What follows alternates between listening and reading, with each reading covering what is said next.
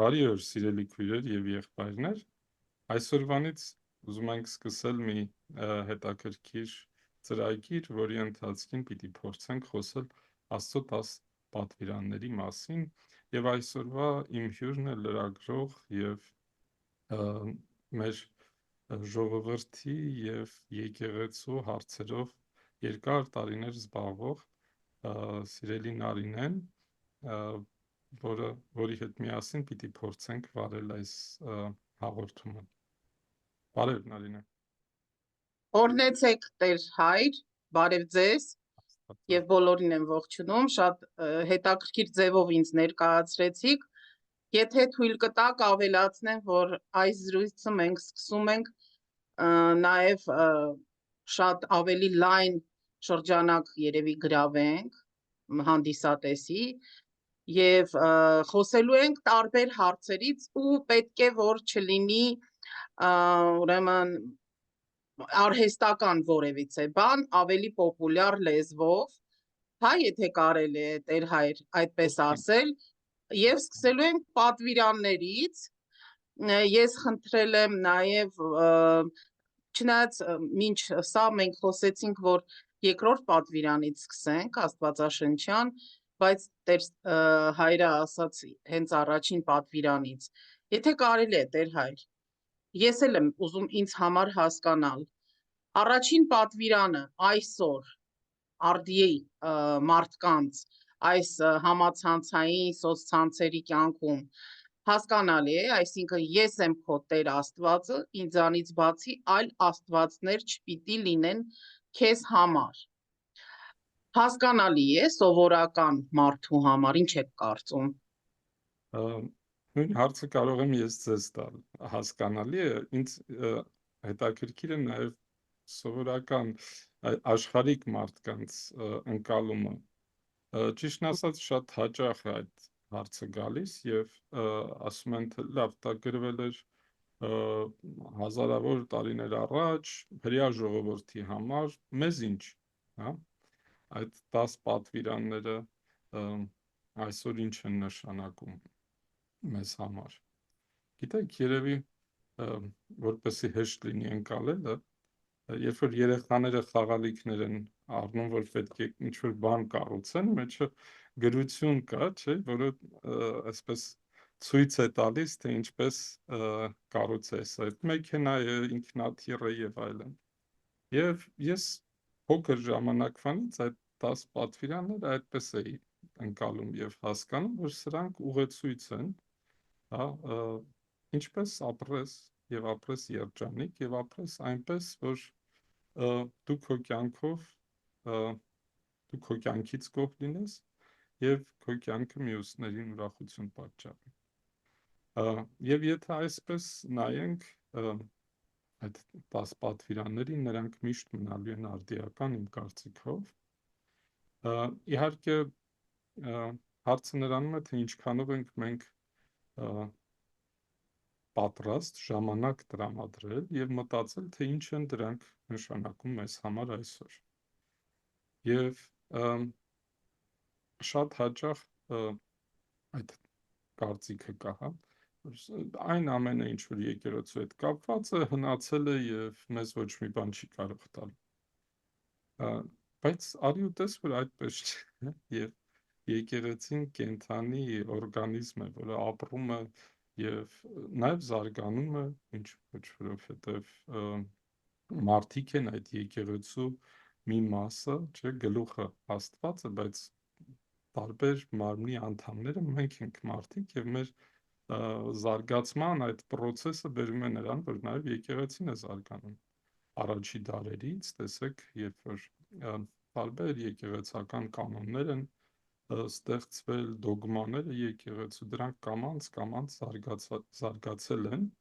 եւ այդ process-ը ավարտվող process չէ, այլ մենք ապրում ենք աղոթելով եւ վստահելով, որ Աստված մեզ այն ժամանակ, երբ որ դա անհրաժեշտ է մեզ, ցույց կտա, որպեսզի մենք կոմպասի նման գտնենք այդ ճանապարհը, որ մեզ դեպի Աստված է տանում։ Եվ այդտեղ շատ կարևոր է հերթականությունը նաև, ճիշտ ասացիք, դուք ուզում եք երկրորդից սկսենք, բայց խնդրանքս էր, որ առաջի պատվիրանից սկսենք, ինչու, նաև ձեզ մոտ է այդպես, չէ, լրագրողների մոտ, առաջի տեղում գալիս է ամենակարևորը, Այո, աստո 10 պատվիրաններում էլ այդպես է, առաջին պատվիրանը իրականում սիրո պատվիրանն է, հա, և այսինքն սա Աստվածը սեր է, դա Աստված պետք է սեր է, ընկալել։ և այստեղ երկու տեսակի սերն էլ այս մի պատվիրանի մեջ մեզ երևելի են դառնում։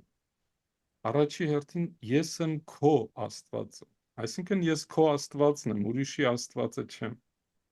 Հա, ես ուրիշի հետ հարաբերությունները հիմա մեկ կողմ եմ թողել, ես քո Աստվածն եմ, շատ ռեալ, հա, և ուրեմն քո պատասխանը իմ այդ սիրուն, որ ես քո Աստվածն եմ, պետք է լինի, որ դու էլ հասկանաս դա և ինձանից բացի ուրիշ Աստվածներ չունենաս։ Հիմա պիտի ասեք, լավ, 21-րդ դարում սկի մի Աստված մարդիկ չեն ուզում ունենալ, այդ բազմաստվածությունը որն է, ինչքանով է, չէ, արդի այդ հարցը, այդպես է, թե չէ։ Այո, իհարկե։ Եվ Ես ուրիշ մի քիչ ընկալում նաև ունեմ պատվիրանների, ինձ թվում է ստեղծվել է որպես համամարտկային օրենքներ, որ այդ պատվիրաններով եթե ապրես, ապա դու դիմացինին նախ եւ առաջ չես վնասի, որը ամենամեծ մեղքն է, կարծում եմ, ի թիվս մնացած բաների, եւ առաջին պատվիրանը ինձ համար կոնկրետ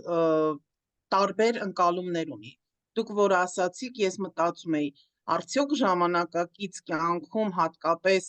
տարիքային առումով երիտասարդությունը ընկալում է, թե ով է Աստվածը, իր Աստվածը որն է, քանի որ այդ Աստվածները կարող են իրենց հեռախոսը լինեն, իրենց համացանցը լինի, այսինքն դա լինի ոչ թե իրական ռեալ կյանքը,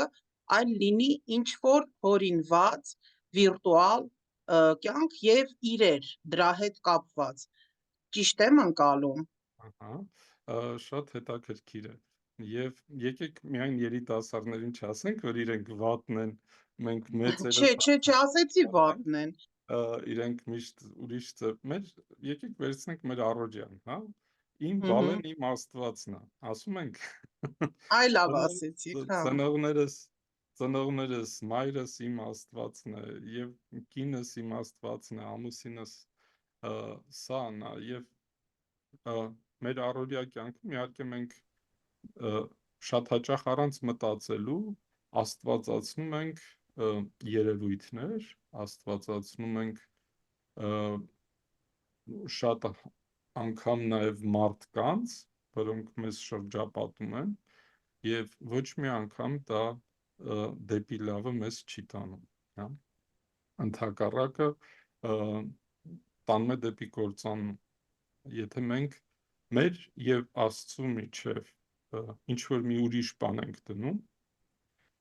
դա խանգարում է մեզ, պետք է հասկանանք, որ դա չարից է և խանգարում է մեր փրկության։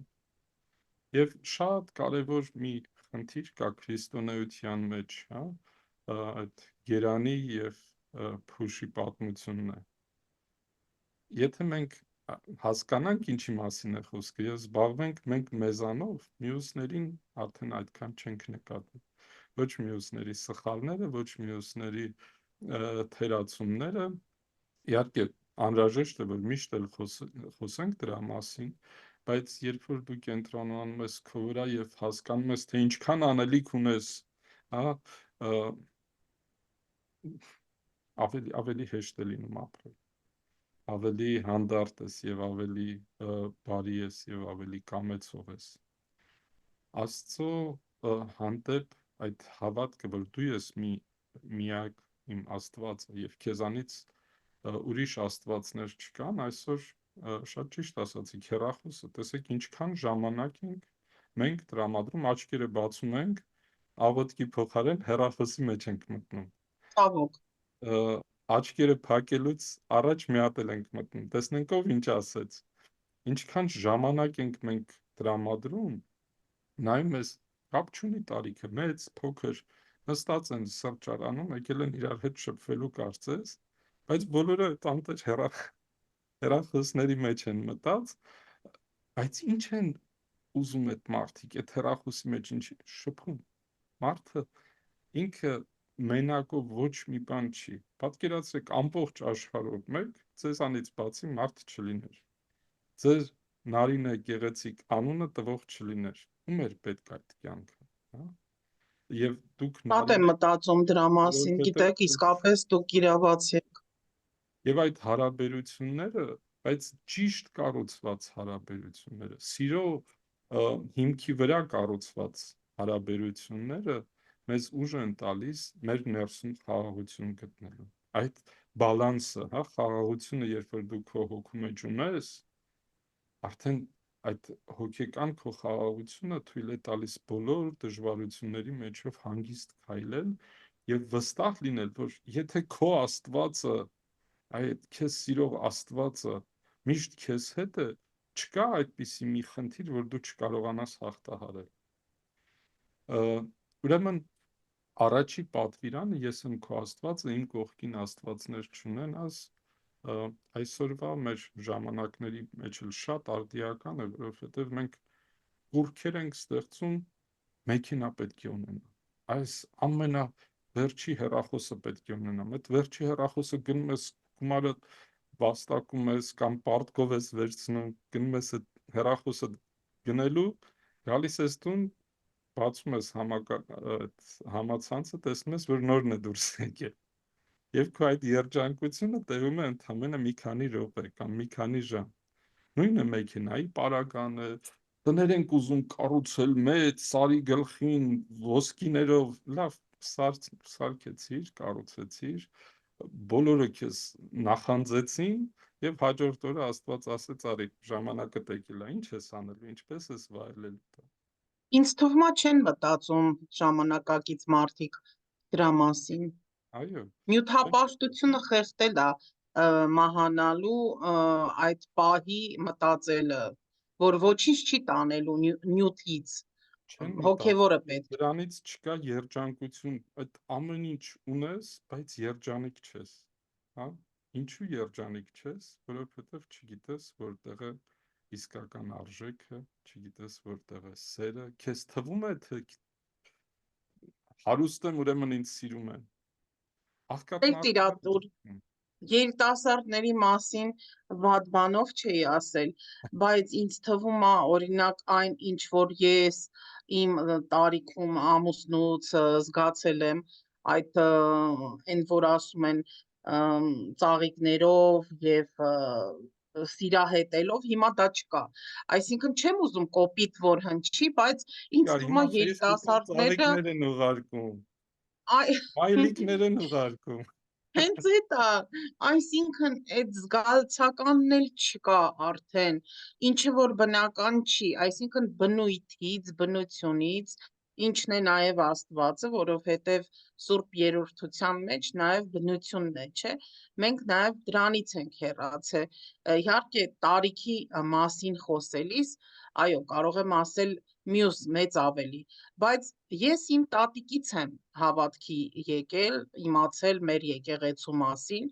ինձ թվում է ես էլ իմ երեխային կամ թոռնիկին պետքա տամ նույնը,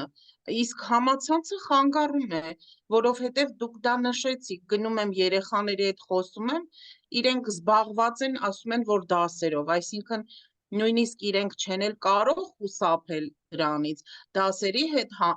միասին նաև իրենք մտնում են եւ ինչ որ կարճ տեսահոլովակներ են նայում, որը խլում է բավականին երկար ժամանակ։ Եվ այն, որ դուք ասացիք նորն է դուրս գալիս, արտադրողն է դա անում, որովհետեւ մյուս ավելի հին մոդելը այլևս չի աշխատում նոր մոդելների ծրագրերի հետ։ Այսինքն մեզ տիպողաբար սարքում են բնությունից հեռացնում են եւ դարձնում են ավելի շատ ոչ թե մարդ, այլ ռոբոտ։ Ես այդպես եմ ընկալում։ Ես կուզեի հետևյալ միտքը բերել, որ շատ դեմ եմ, երբ որ ասում մեզ դարձնում են, մեզ ստիպում են, մեզ սա են անում, մեզ նա են անում։ Կան մարդիկ, կան ընկերություններ, կան պետություններ, որոնք իրենց ծրագրերն ունեն, հա, եւ կանք մենք Աստծո կողմից ստեղծված արարածներ ենք, որոնք ունեն ազատ կամք եւ կարող են ազատ կամքով որոշել իրենց դա պետք է թե պետք չէ։ Այսինքն չնայած որ բոլորը ամեն ինչ ուզում են, մենք ենք որոշում դրան մասնակցել թե չմասնակցել։ Նույնը այսօրվա մեր քաղաքական իրականության մեջ ռուսերը սա են ուզում, թուրքերը նա են ուզում, ադրբեջանցիները մյուսն են, իսկ մենք ինչ ենք ուզում։ Այստեղից պետք է սկսենք։ Ով է իմ Աստվածը։ Ով է առաջին տեղում իմ կյանքում։ Եվ այստեղից է իմ կյանքը սկսվում եւ սրանք այս քայլերը, որ ես իմ կյանքի ընթացքում անում եմ, որովհետեւ ես համոզված եմ, որ սա է իմ Աստվածը, սա իմ ճշմարտությունը եւ ինձ համար սա իմ կյանքից ավելի թանկ է։ Արժեքներ, որոնք դաստիարակվում են, դուք ասացիք ձեր տատիկն է ձեզ փոխանցել, հա, հավատքը։ Այո, եկեք շատ մտածենք։ բան եմ իրենից սովորել։ Շատ ճիշտ եւ այդպես է աֆրիկյան մի այսպիսի ասացված կա, որ երեխային դաստիարակելու համար մի ամբողջ գյուղ է հարկավոր, հա։ Մեր ժամանակակից ծնողները փորձում են երկու գիրք առնել, կարդալ եւ այդ երկու գրքով դաստիարակել իրենց զավակներին, որը շատ մեծ թերի ճանապարհներով կարող է տանել, իսկ բնականը ո՞րն է։ Այն ինչ որ երեխան տեսնում է ընտանիքում, իր շրջապատում,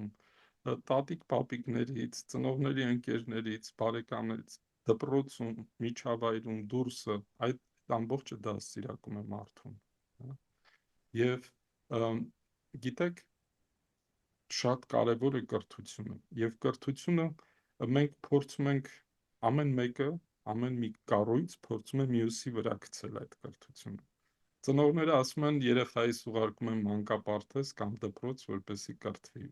Եկեղեցին է թող սովորեցնի հավատքը։ Եկեղեցին ասում է դուք տանը սովորեցրեք, հետո բերեք մեզ մոտ։ Դպրոցը ասում է ես այն ինչ որ պետք է մեր աշխարհիկ այս իրականության մեջ դա եմ տալիս երեխային, այնպես որ նա վաղը կարողանա աշխատել։ Ահա, իսկ իրականում այդ 3 օղակների ընտանիք, եկեղեցի, դպրոց, այս 3 օղակները եթե համահունչ են իրենց դաստիարակության մեջ, ուրեմն ունենք մարդիկ, որոնք հասկանում են թե ով են իրենք, ինչի համար են ապրում եւ ինչպես պետք է իրենց կյանքը դասավորեն։ Ցավոք սրտի մեզ մոտ այդ որ շատ քիչ ենք խոսում կոմունիստական այդ 70 տարիները եւ դրանից հետո այդ տարիների բերած վնասը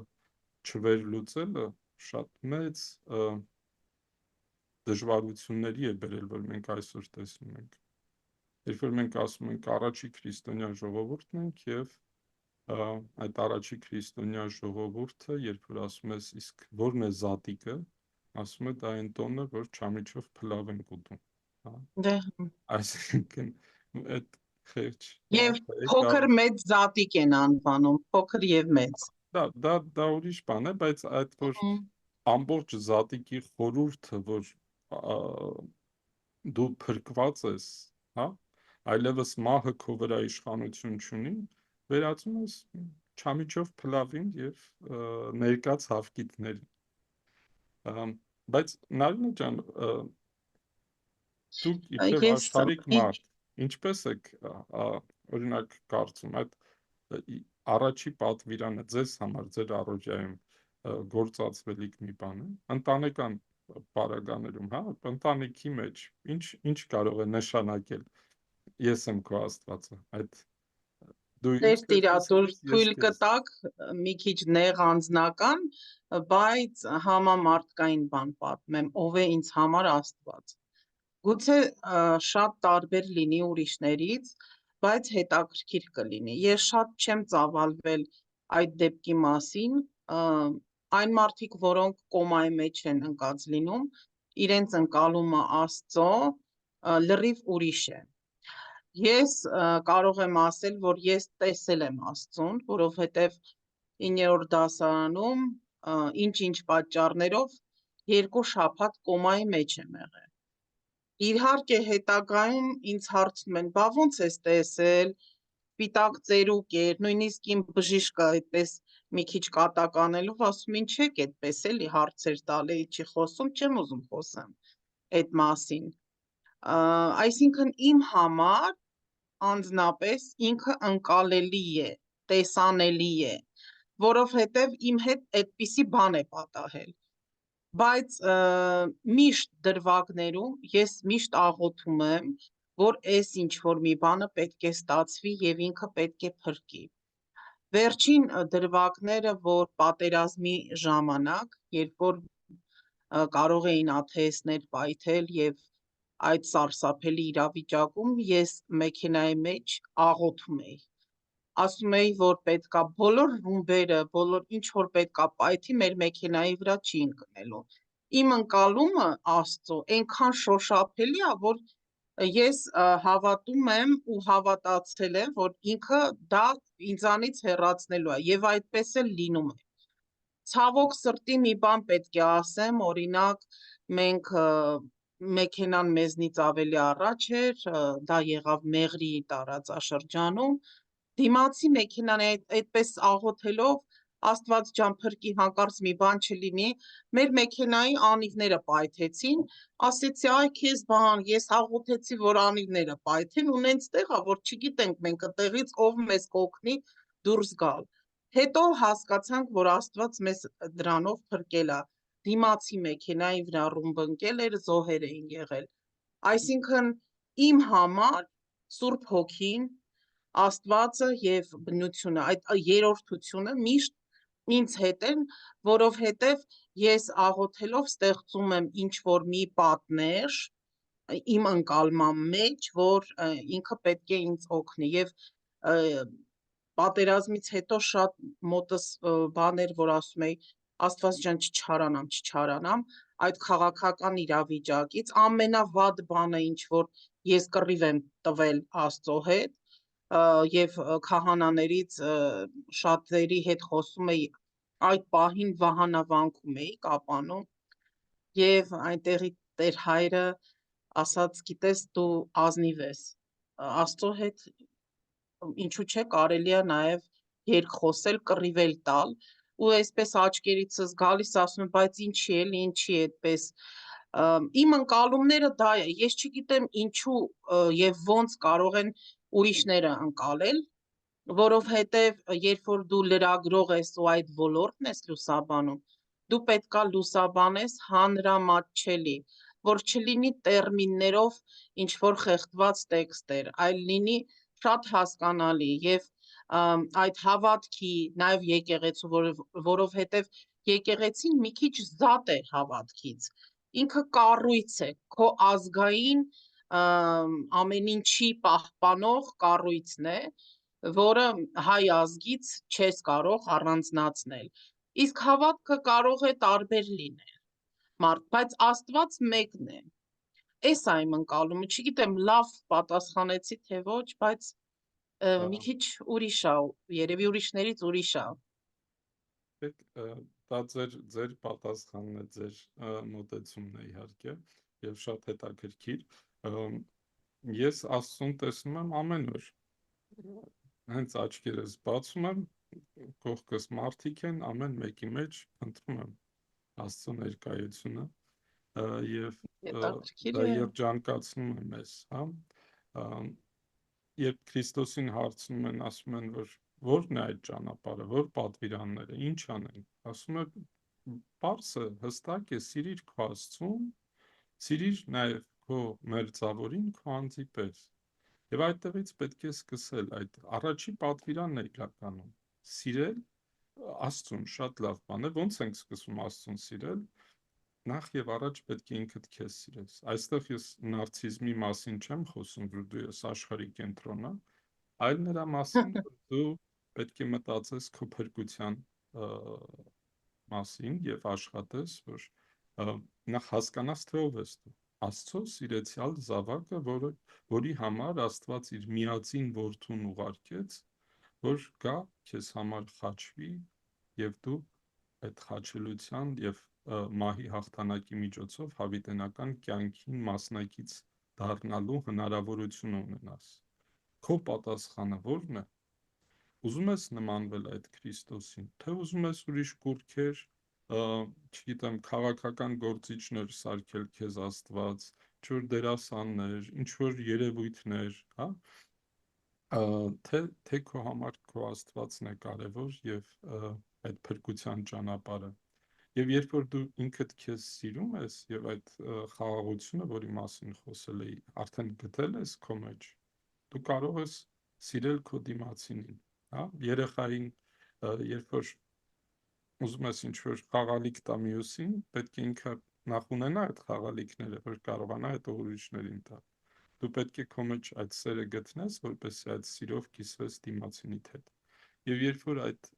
դիմացինիդ հետ կիսվում ես այդ սիրով, արդեն դրանով ապացուցում ես քո սերը դեպի Աստված։ Սա այն է, ինչի մասին ես շատ խոսել եմ եւ ինձ տանջում է դա, երբ որ տեսնում եմ, թե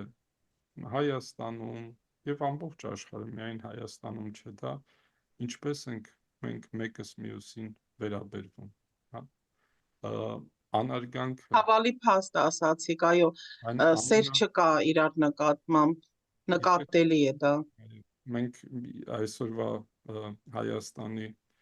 ղեկավարը, երբ որ գալիս էր իշխանության, ասում էր, որ մարդու արժեքը, եւ ես այնքան անկեղծ ուրախ էի, որ վերջապես ինչ-որ մեկը հասկացավ, որ մարդուն պետք է արժևորել հայրենիքը, սկսվում է այդ մարդկանցով է հայրենիք, եւ ես իմ ծառայության տարիներին գրեթե ամեն տարի Հայաստանում եմ, փորձում եմ այստեղից մեր համայնքի անդամների օգնությունը տեղափոխել եւ փոխանցել կարիքավոր ընտանիքներին այդտեղ, եւ երբ որ տեսնում ես այդ մարդկանց Արցախում, Հայաստանում, քաղաքներում, գյուղերում, եւ տեսնում ես անտեսված լինելը, որ մենք չենք նկատում այդ մարդկանց, այդտեղ ամենամեծ դժբախտությունը մեր, որ մենք հարգում ենք պաշտոնով մարդուն, հարգում ենք, չգիտեմ, մեծահարուստին, բայց այն հիմքը այդ խեղճ գյուղացին է,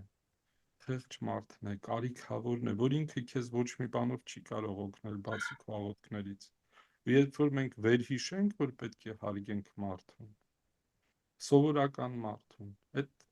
բանվորին, զինվորին, հավաքարարին, մուրացկանին, հիվանդին, տկարին, հաշմանդամին, այդ մարդկանց այդտեղից պետք է սկսենք։ Դե Աստվածաշունչն միշտ ասում է, որ սիրիր դիմացինիդ այնպես վերաբերվիր, ինչպես դու կուզեիր քեզ վերաբերվեին։ Ուղղակի կներեք, մեր րոպեները մնում են 3 րոպե։ Լրագրողը խոսեց։ Այո, եւ բայց ավարտեմ միտքս նրանում է, որ այդ առաջի պատվիրանը հենց դրա մասին է, որ մենք հասկանանք, որն է առաջնահերթ։ Եվ երբ որ մեր եւ Աստծո միջև ուրիշ ոչ մի շերտեր չկան, ուրեմն սերն է, հա, Աստծո սերը դեպի մեզ, միջնորդ չկա, եւ մենք հասկանում ենք դա եւ փորձում ենք այդ սերը փոխանցել եւ ասել դու ես իմ Աստվածը, եւ քանի որ դու ես իմ Աստվածը, ես պահում եմ քո պատվիրանները եւ փոխադարձ սերը իմ տալիս եմ քեզ, սիրելով իմ դիմացինին։ Եվ այդտեղ մենք շատ կարող ենք երկար խոսել նրա մասին, թե դա ինչ է նշանակում, եւ կփորձենք միգուցե հաջորդ մեր հանդիպումների ժամանակ արծարծել այդ հարցերը։ Արտադիր կխոսենք, բայց ուզում եմ ձեզնից շնորհակալություն հայտնել, որ ռուսերեն ասում են «Վեկ ժիվի, վեկ ուչիս», հիմա այն ինչ որ ջղայնությունը եղել է քաղաքական դաշտից, աշխատելու եմ միջ մեր մյուս հանդիպումը, ուրիշների մեջ նորից սեր տեսնել, չջղայնանալ, աշխատելու եմ, քանի որ նաև սրբազան պայքարի հետ կապված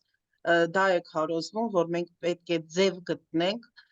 իրար ներելու եւ կոնսոլիդացիայի, այսինքն միավորվելու մեր հասարակությունը, հայ հասարակությունը պառակտվել է նաև անաստվածության պատճառով, Աստծուց հեռանալու պատճառով։ Շնորհակալ եմ Տեր Տիրատուր ձեզ այսօրվա կոնկրետ ինձ դասին եւ ինձ թվում է դիտողներն էլ դա կնկատեն, իրենք էլ կփորձեն գտնել մի որևիցե նման օրինակ ձև։ Շնորհակալություն Նարինե նաև ձեզ։ Այո, հենց դրա մասին է խոսքը, որ մենք կուրքեր ենք ստեղծում եւ մարդկային կուրքեր ենք ստեղծում եւ գիտենք, որ դա երբեք լավ չի եղել, հա։ Երբ որ Ստալինը կուրք էր, երբ որ Հիտլերը կուրք էր, կամ երբ որ այսօր քաղաքական գործիչները կուրքերի են վերածվում, դա ոչ մի լավ բանի չի տանում։ Իսկ մարդու մեջ տեսնել աստվածայինը, դա մեր քրիստոնյաների պարտականությունը, եւ երբ որ ասում են ինչպես է դա լինում, սիրով, ուրեմն եկեք իրար սիրենք եւ հանդիպենք հաջորդ անգամ շարունակելու մեր զրույցը։ Աստված օրհնի ձեզ։ Շնորհակալ եմ։ Stay tuned, կուրքերի մասին ենք խոսելու երկրորդ պատվիրանից, չէ՞։ Առաջն Աստված։ Stay tuned։